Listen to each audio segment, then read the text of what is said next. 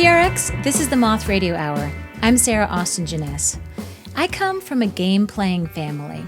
Growing up, we played dominoes, Uno, gin rummy, and pounce, which is competitive solitaire. We also love backgammon, and in fact, my great-aunt Fanny, at 97 years old and right before she died, beat my mom in a backgammon match. Aunt Fanny always played to win. So this hour is all about play and competition. It's an hour with winners, and because the Moth loves an underdog, plenty of losers too. First up is Joey Garfield, who finally gets to hang out with the big kids on the block. Joey told this at a Moth Story Slam in Chicago, where we partner with public radio station WBEZ. Here's Joey live at the Moth.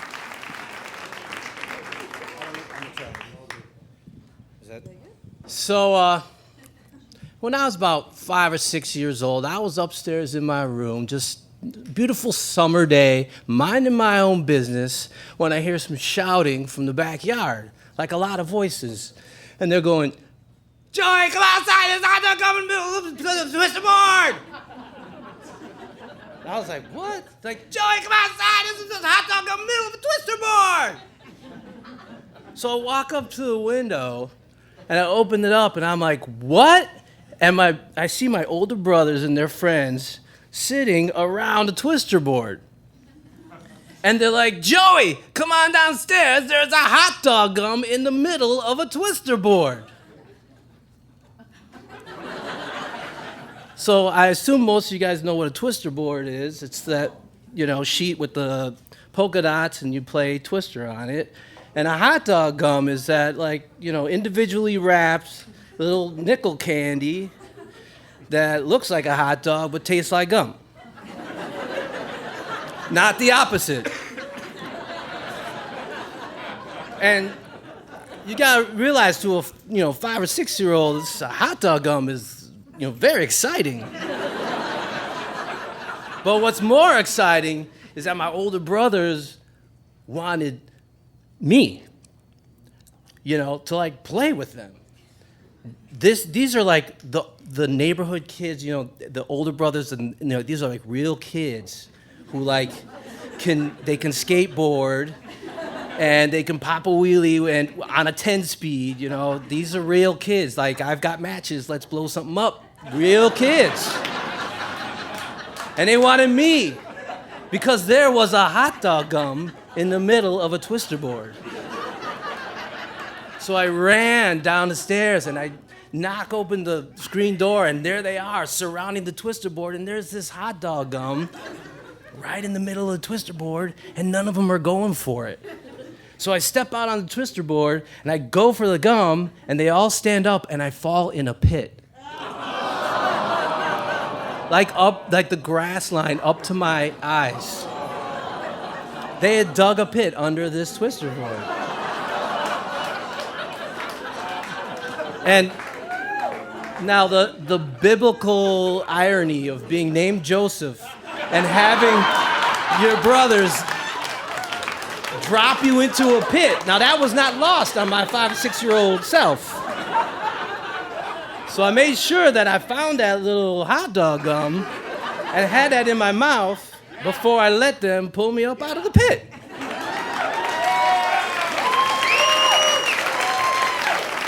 So, they lift me out, and they're all cracking up and cracking wise and, giving each other 5 and patting me on the back. And I went back upstairs and chewed my hot dog gum in my room. And I'll say this. A hot dog gum, the flavor lasts about 3 minutes tops. But the flavor of betrayal from your older brothers, that's a taste that lasts. Thank you.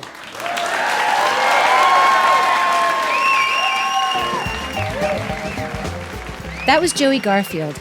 Joey grew up in Evanston, Illinois, but moved to New York City to pursue a film career. It turns out the Twister Pit incident never truly left his mind. And a few years ago, he made a short film all about it. It's called Ex-Bully, and it premiered at the AFI Film Festival in Los Angeles. Joey's brother lives in LA, so he invited him to come see it. And Joey says, "My brother clapped at the end, but he still hasn't apologized." For a link to Joey's film, head to themoth.org.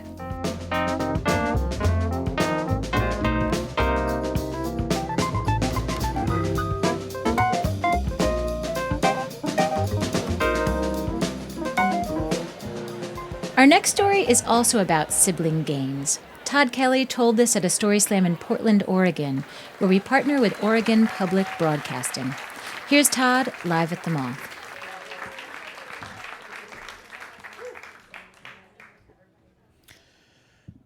When I was 7 years old, I came home from school one day, and my sister greeted me with her friends. And everybody has that one person in their life that they just want nothing but their approval because they hero worship them. And for me, it's always been my sister.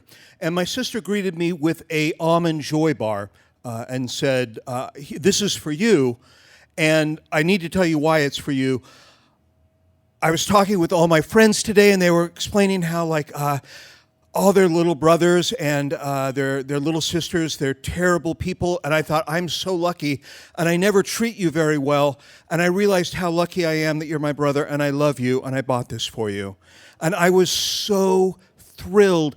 And I opened it, and I took a bite, and then I started. So here's what my sister did, real quick. My sister had bought an Almond Joy, and she'd steamed the package. She'd opened it. She'd pulled it out. She'd taken a bar of soap. She'd carved it in the shape of an Almond Joy. She'd melted chocolate over. She'd put it back. She'd glued it back and given it to me with this thing of sisterly love. And I am going, oh, why did you do that? And my sister goes, because in this world there are winners and losers, and you are a loser. She didn't, this is 1970s. This is well before Mean Girls had L-fingered to forehead technology, but I have this memory of her doing this. My sister is 5 years older than me, and there's nothing I can do.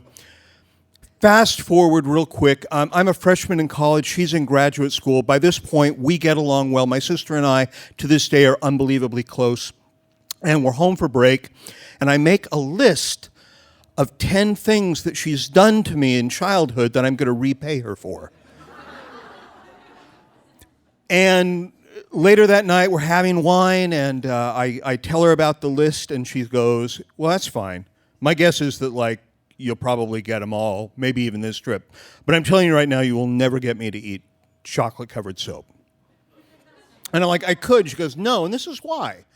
Because I act with instinct. You overthink everything you ever do. And that's why I will always be 5 steps ahead of you. And that's why I beat you every time we go head to head. Challenge on. So for the next 10 years, I try so many ways. I actually made a salad with grated Parmesan cheese, and I grated soap into it as well. And it didn't matter what I did. One point I even, I stopped for 3 years, knowing that in the 4th year, I would do it again. And it didn't, and it wasn't like she wouldn't eat anything that I made. She'd eat it with gusto unless it had soap in it. It was just instinctively she knew.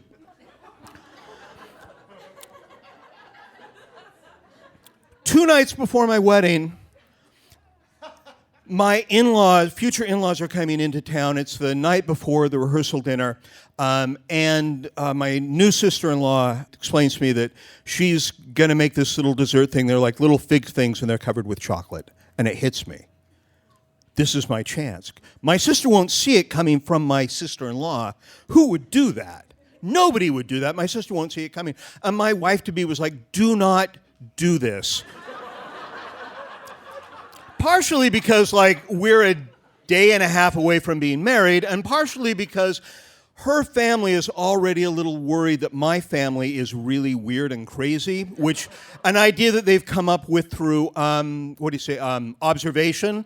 And she goes, you can't do this. And I said, just let me do this. I promise it won't get weird, and I promise it'll be fun. My sister will love it. And she goes, okay, here's the thing. When your sister figures it out before she even eats it, you need to promise me you never do this again. That's it. And I promise. And so I help my sister-in-law, and I make this little fig thing with chocolate over. And then we have the dinner, And then it's dessert time, and some people are doing the dishes, and my sister-in-law's putting them on this platter. My parents have like this long porcelain platter, and we put them one in a row. And the thought is my sister-in-law will serve them first to my mom, then to my dad, then to my sister, then to my future mother-in-law. And by now, my sister-in-law, by the way, is getting cold feet. She's like, I don't know that I'm cool with this. I'm like, no, it's going to be fine. And she's like, well, your sister will find it amusing. I'm like, no, she will cry. It's going to be great. So I'm putting them on the thing, and I go, one for my mom, one for my dad, one for my sister, one. I'm like, no. My sister's going to know that the third one is soap. So I'm going to put the soap in the fourth one. So I put it down, and then I'm like, wait, hold on. My sister is going to know that I know that. And so my sister is going to go for the fourth. So I switch them back, and then I go, no, because my sister is only several steps ahead. My sister is going to know that I know that she knows. She'll never suspect it in the third. And so I keep switching. I am like Wallace Shawn in The Princess Bride, just back and forth between the third and the fourth. And finally, it just hits me that, like, I'm going to lose again. This is my one opportunity to ever win against my sister, and I am going to lose the way I always do. And then I remember what she had told me at this point 12 years ago, and I thought, I'm overthinking. You know, I'm just going to do instinct.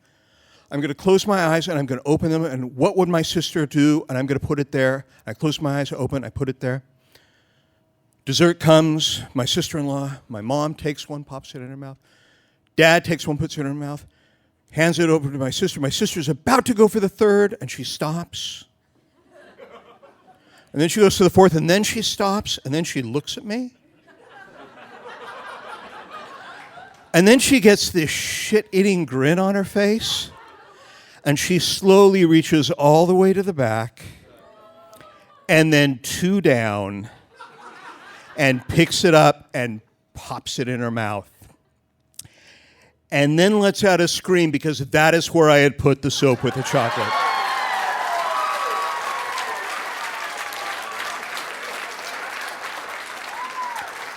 And my sister screams, and she gets up so fast that the chair falls back. And I am laughing maniacally, and she's now chasing me around the table. And finally, she grabs me by the shoulders, and she takes me down like a steer. And she's just pounding on my chest, going, God damn it, God damn it. And I am laughing, and I see my in-laws, and they are horrified. And my wife is so angry, and I've got so much to make up for, and I don't care, because for this one moment, I am the winner. Thank you.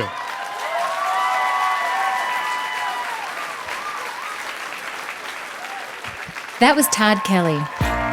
Tod is a writer who has embedded himself in bizarre and extreme subcultures in America: Klan rallies, exorcism camps, and professional cuddling conventions. He's also the creator of the storytelling and live music show 7 Deadly Sins in Portland, Oregon, where he lives with his wife and 2 sons. And his wife has asked Tod not to teach the kids about hijinks like this. It turns out the soap was actually the last prank that he and his sister played on one another. After that, he says, anything more would be a letdown. To see 2 photos of Tod and his sister, each taken the year they got the other to eat soap, go to themoth.org.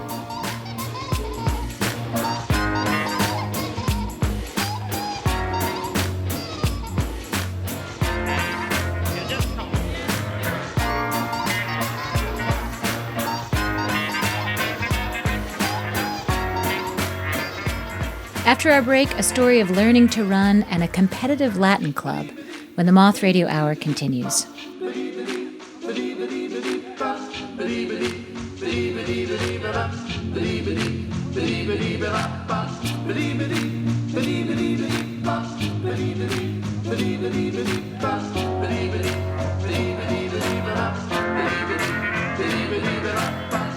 The Moth Radio Hour is produced by Atlantic Public Media in Woods Hole, Massachusetts, and presented by PRX.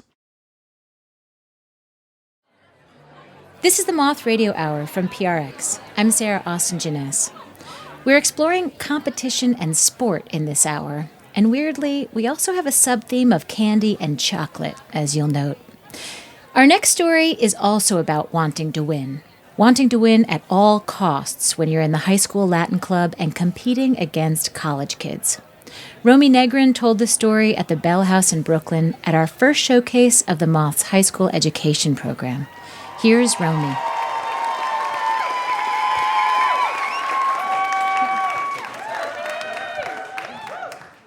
Hello. So at my school, there are some kids who take Latin. We call them losers. And some of those kids have gone the extra mile and joined the competitive Latin team. We call them pathetic losers. And I am one such pathetic loser. I started taking Latin in 7th grade. I was like, oh, it'll be fun and ancient, whatever. And everyone I knew was like, don't take Latin. It's a dead language. Who are you going to speak to in Latin? The Pope? Someday.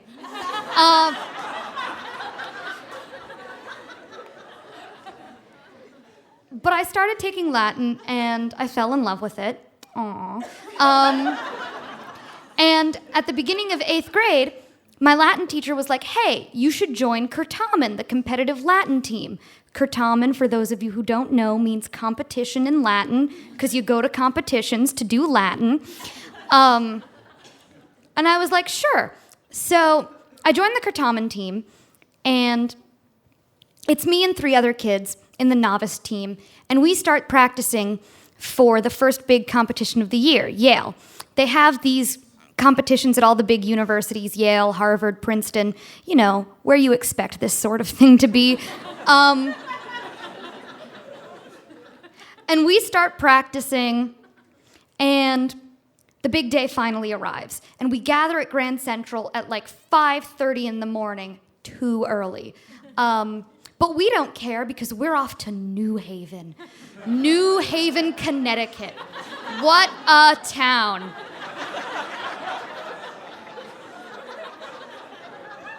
So we get on the train, and one of my friends has brought along this ball of chocolate, this big, huge for chocolate, wrapped in the shiniest tinfoil you ever did see.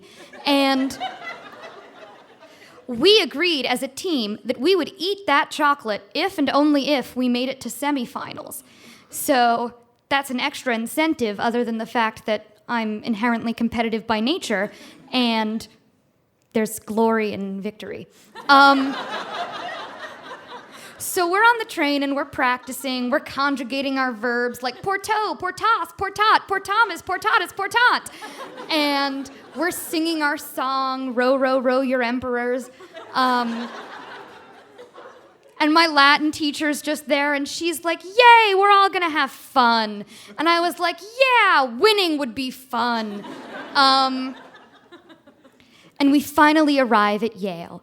And every competition starts off with a lecture where they bring in one of the classics faculty to like give us a talk about Roman pottery to get us into the competition mood. That's like the start of the day, and then they ask you questions about Roman history, mythology, Latin vocabulary, grammar, literature, basically like everything. And so we go to the lecture, and after the lecture, they tell us that they've pioneered this fun new system, a bracket system, where for each division, novice, intermediate, and advanced, there will be 2 brackets, an A bracket for people who have been to a Certamen before, and a B bracket for people who had no idea what they were doing. And we clearly belonged in the B bracket because we'd never done it before. And we were like, off we go to the B bracket. But the B bracket would only send 1 team to semifinals, while the A bracket would send 8 teams to semifinals. Yeah, you can all do math. So after the lecture, they say, hold on a minute, one of the teams from the A bracket isn't here. Would one of the teams from the B bracket like to join the A bracket? And we looked at each other and we were like, 8 is greater than 1. So we were like, we will join the A bracket, please. So we switch. And we're like high-fiving ourselves about this decision that we've made. and we skip along off to our first round, where we meet our first challengers, Acton Boxborough. Acton Boxborough is the name of their school. Just think about that. 5 syllables. So many syllables. You know it has to be pretentious. And they were. Their team was comprised of a junior and a senior in the novice division, and we're in 8th grade. And the senior is flirting with the moderator, because the moderator is just like a sophomore at Yale. So, yeah. So he's like, who's your favorite Roman poet? And she's like, I like Ovid. And he's like, Ovid? I love Ovid. And I'm just looking at my friends like, Ovid? I've never read Ovid. I'm still stuck on book 2 of the Cambridge Latin course. A great read if you ever have the chance. So that's round 1, but we actually do pretty well in round 1. So round 2, our fiercest competitors yet, Oak Hall. Only 2 syllables, but one of the syllables is hall. So just contemplate that. And they're buzzing in before the questions are finished. It's like, in what year did the emperor 123 AD? What's the ablative singular form of pane? And it's like, how did they know? And the reason they know is because they have a coach, Adam. And Adam, he ties his long hair back in a ponytail, and he wears this flannel, and he stares those children dead in the eyes.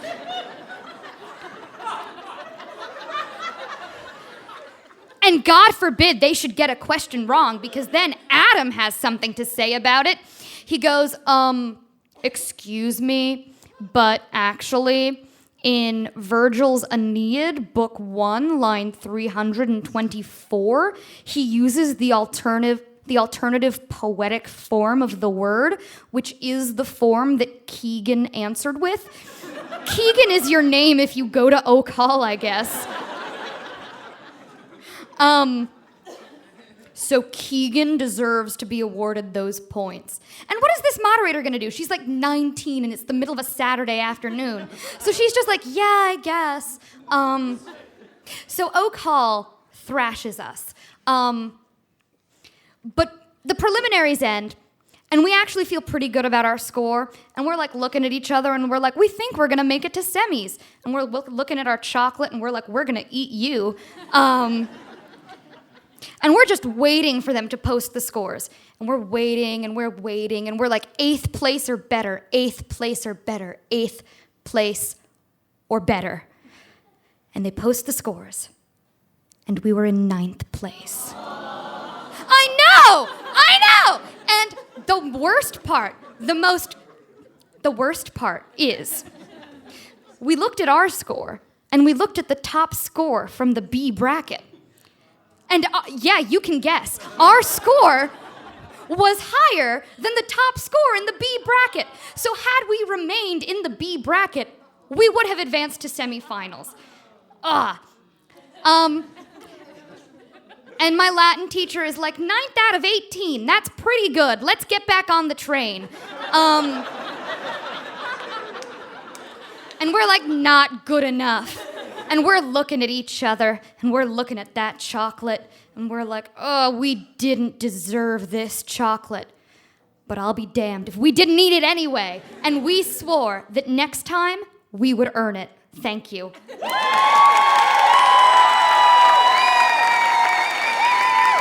That was Romy Negrin. Romy told the story when she was a senior in high school. She refers to herself as a denizen of New York and the best friend of her cat, Edith. She named this story Dulce et Decorum, which translates to, it is sweet and right. Romy says she's a prolific reader, a mediocre baker, and a terrible athlete. Curtamins are run by college classics clubs, and Romy would love nothing more than to organize one of these competitions of her own someday. To see photos of Romy from the Latin Club Curtamin in this story, go to themoth.org.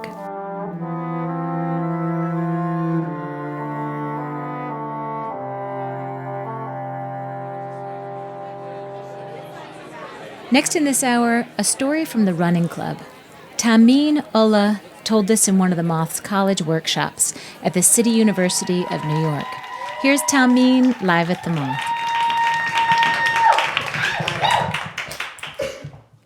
Hi, everyone. So, since I was a little girl, I always wanted to be strong. The idea of having muscles was just amazing to me, and a lot of the women in my family were like, whoa, you're crazy. But I was always suppressed from my dreams because where I'm from, girls are raised to be married and not really have an education. But my mother, she always wanted me to have an education and also get married too, but education first, but I don't really care about marriage at all, to be honest. Not just that, but my mom also had like a dress code. She taught me to always cover up, and I didn't really always like that. It never fit for me.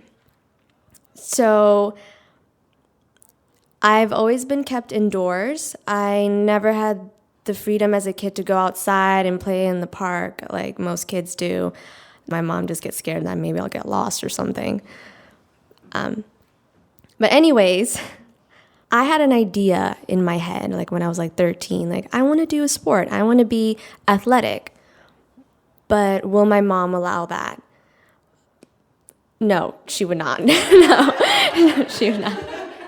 She would say things like, men are going to look at you when you're running around and like you're wearing shorts. And hearing those things always really hurt my heart because I strongly believe that she is wrong.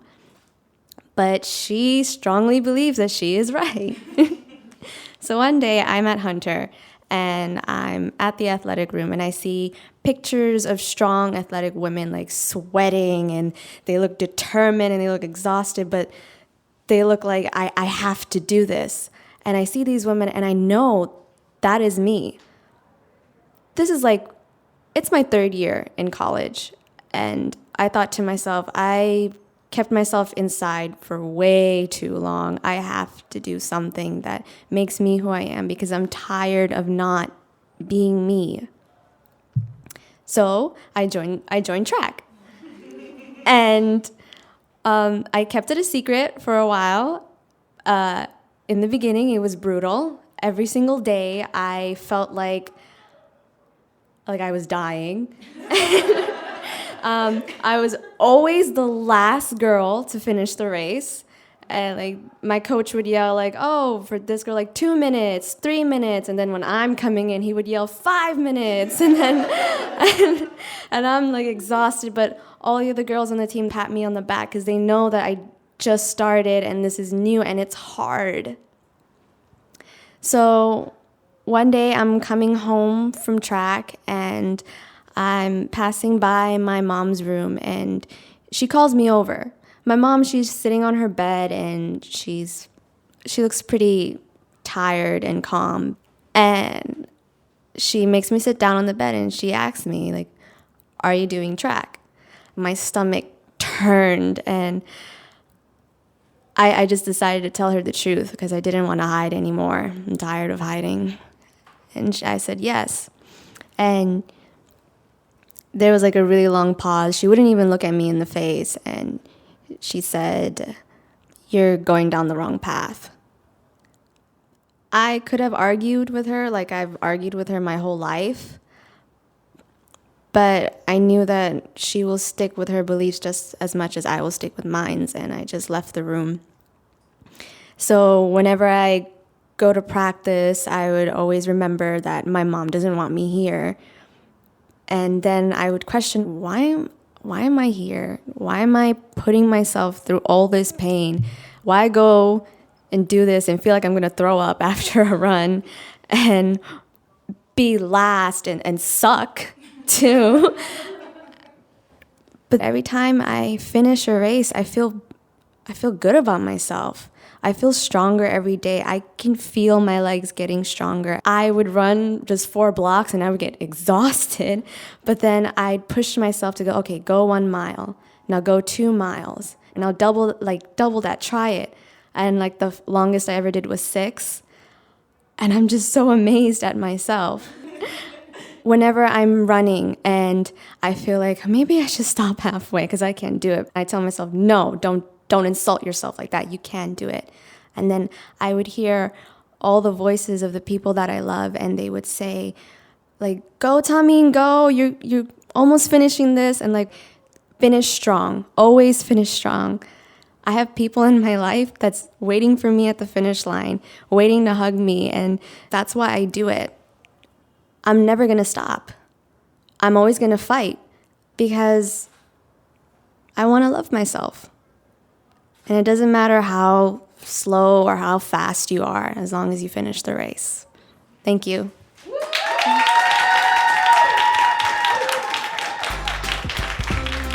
Tahmin Ullah is a graduate of Hunter College, where she studied human biology. And to find out more about our high school and college workshops, you can go to themoth.org.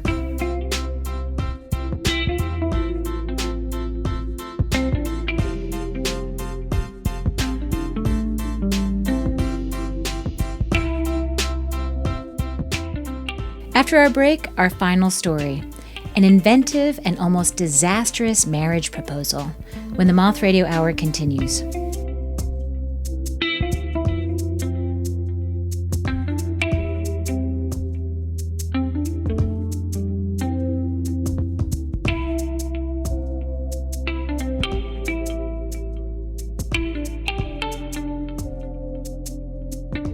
The Moth Radio Hour is produced by Atlantic Public Media in Woods Hole, Massachusetts, and presented by the Public Radio Exchange, prx.org. You're listening to the Moth Radio Hour from PRX. I'm Sarah Austin Jenness. The last story in this hour about winning and losing is from Abhishek Shah. Abhishek told this in Alaska, where we partnered with the Anchorage Concert Association. Here's Abhishek live at the Moth.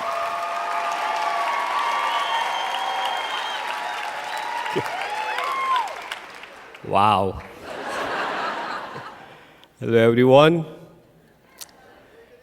Couple of years back, I went to India to visit my family. And during that time, I remember I went to this nightclub and I saw this beautiful girl. And I was looking at her. And I kept looking at her. And then she looked somewhere else. And then she looked at me, and then I looked somewhere else. And then we both looked at each other, and we fell in love at the third sight.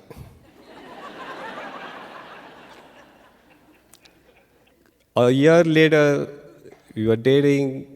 We had now decided that we wanted to get married. But see, our relationship was modern in a sense that it was a love marriage. But it was still traditional in a sense that we wanted to get the blessings of our parents and approvals of our parents. Otherwise, we had decided that we will not get married. So first, I introduced my girlfriend to my parents, and my parents loved her, and she loved my parents. It was amazing. Now, it was my turn to meet her parents. And I didn't know how this was going to go because my girlfriend had warned me that her dad's personality is exactly opposite as mine. I was a little bit concerned. I was like, I don't know. I have to create this good first impression, in order to make sure that he likes me. So the next day, they invited me over for the dinner at my girlfriend's house. I was like, you know what, I'm going to create a very good first impression. But I reached at their house like 2 hours late because there was a lot of traffic. And when I reached there, he was like hardly talking to me. So I was trying to diffuse the tension, so I kind of tried to do like a fist bump. But he didn't react. So I just did a fist bump by myself.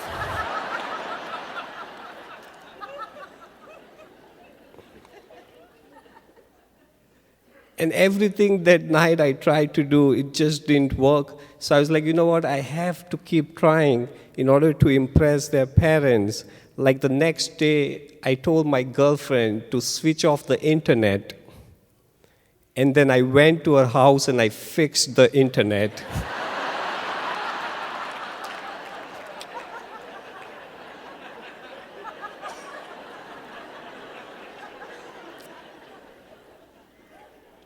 It didn't work out. Her dad realized that all I did was put the adapter back in socket. So I was like, I'll keep trying. Like the next day, I know that her girlfriend likes to go for running every morning, like for health reasons. So I just kind of joined, just to do like an informal conversation. I even tried to crack a joke. I was like, oh, even you go for running every day? Even I go for running every day to the restroom.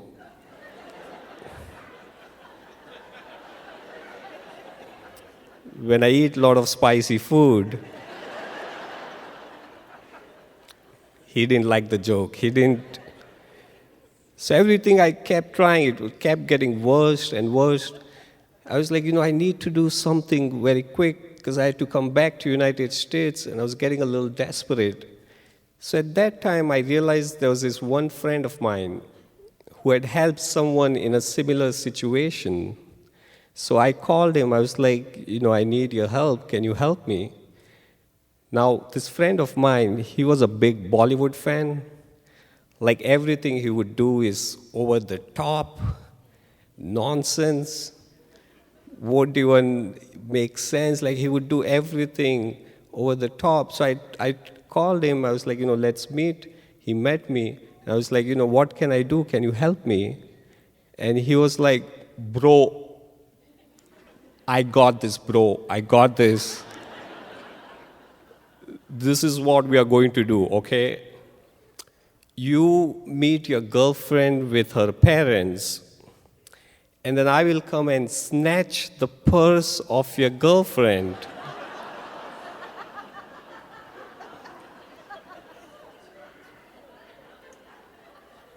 And then I will run and you follow me. And then you bring the purse back and her parents would think you are the hero. I'm like, what?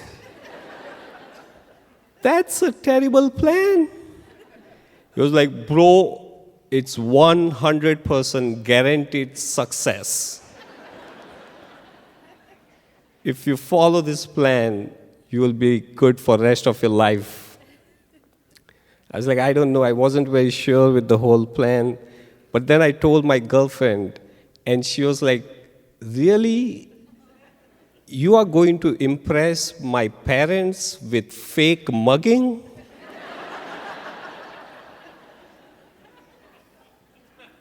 I was like, yes, that's exactly how this is going to work out. So we both weren't sure whether this would work or not, but we also knew that we were running out of ideas to impress her dad. So I was like, we'll go ahead with the plan. So we decided, like the next day, it was her mom's birthday, and they go to a fixed restaurant, like this very beautiful restaurant every year. And I was like, that's the restaurant where we'll execute our plan. So I told my Bollywood friend that this is the restaurant, this is the table, there's a table in the corner, and you come there and you do your thing, and be there at 8 p.m.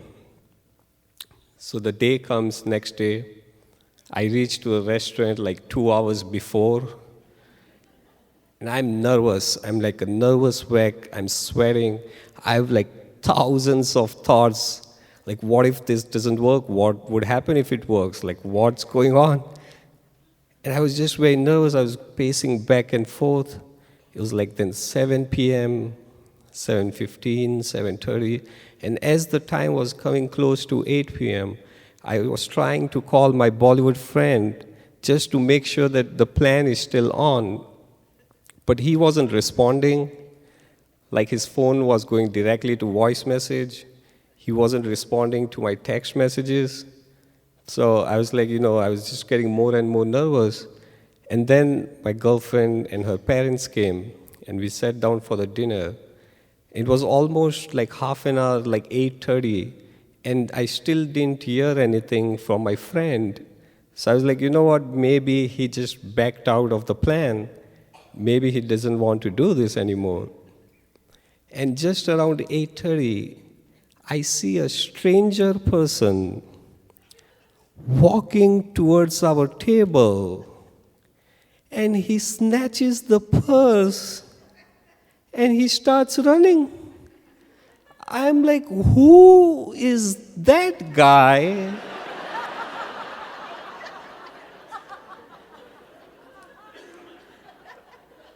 He wasn't even part of our plan.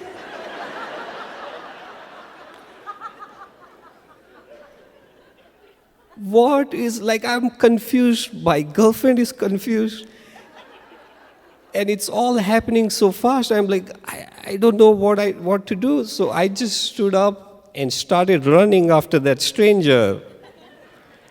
And he just disappeared. He dropped the purse somewhere in the corner.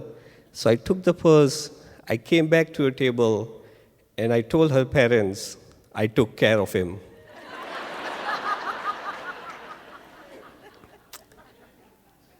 And at that time, like, her girlfriend's dad was so happy and relieved to see that, I was okay.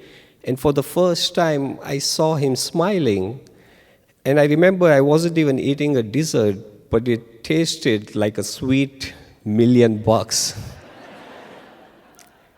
I was like, you know what, this wasn't part of our plan, but it just worked out in our favor.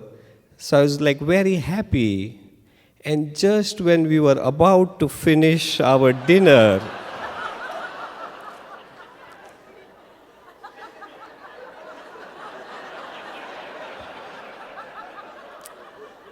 my Bollywood friend shows up. And now I don't know what to do. Like, I cannot say anything. So I'm trying to express with my eyes, like, don't do anything. I've already proved that I'm a man.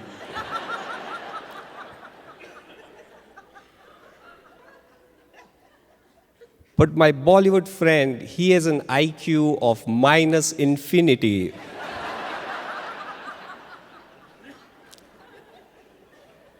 So he just ignores the whole telepathy thing and just goes and grabs the purse.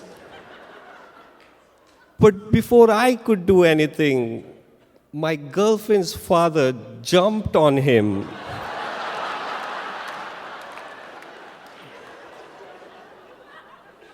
And he started punching him.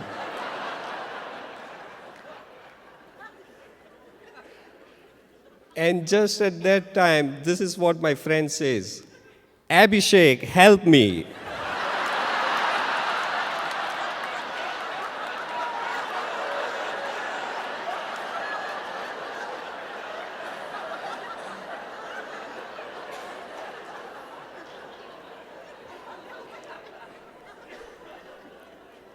I'm like, I don't know you.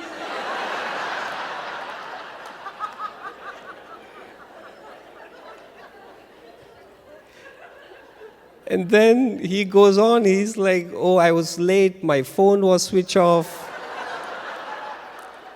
So I sent one of my other friends to take care of this thing. I'm like, what? What a great time to bring that up.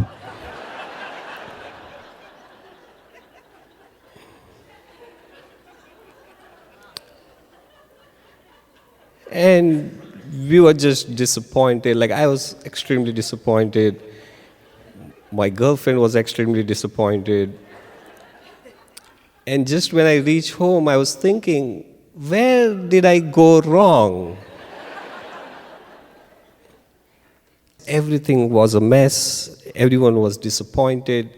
And I was just thinking that, what I did wasn't very good. So I just opened my laptop and I sent her dad an email that, whatever I did today, I'm extremely sorry.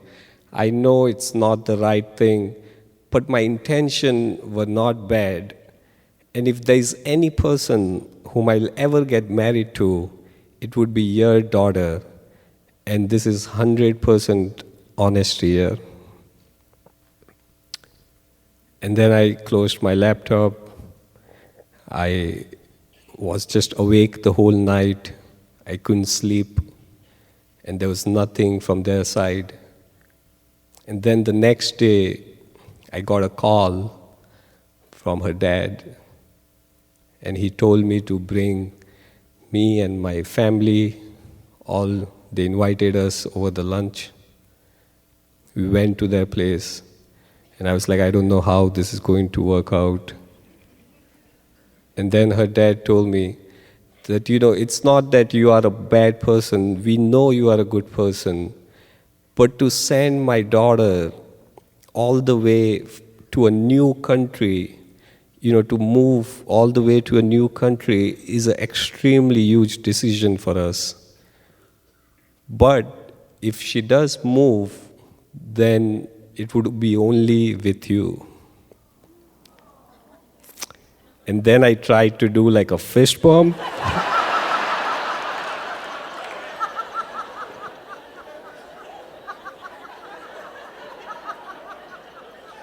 And this time he did give me a fist bump.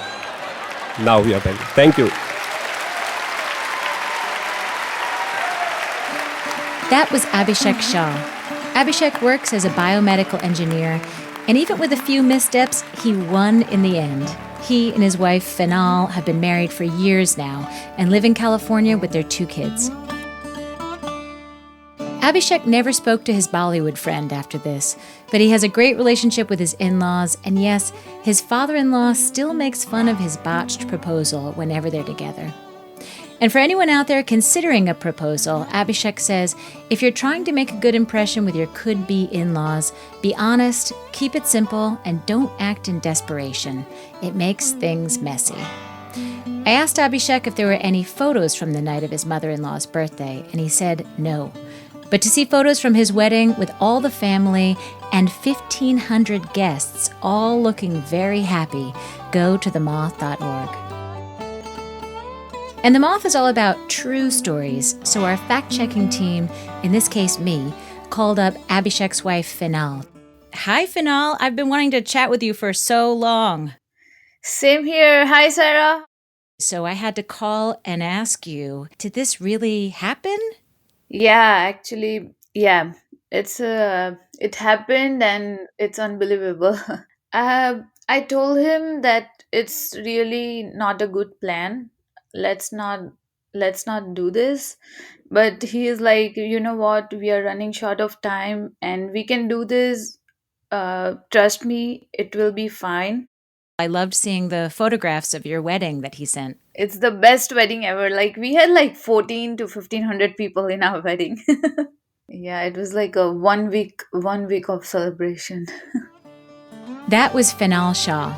Remember, you can share these stories or others from the Moth Archive through our website, themoth.org. Find us on social media too. We're on Facebook, Instagram, and Twitter @TheMoth. In the end, it's not really about winners or losers. It's the story of how you play the game, right? That's it for this episode of the Moth Radio Hour. We hope you'll join us next time.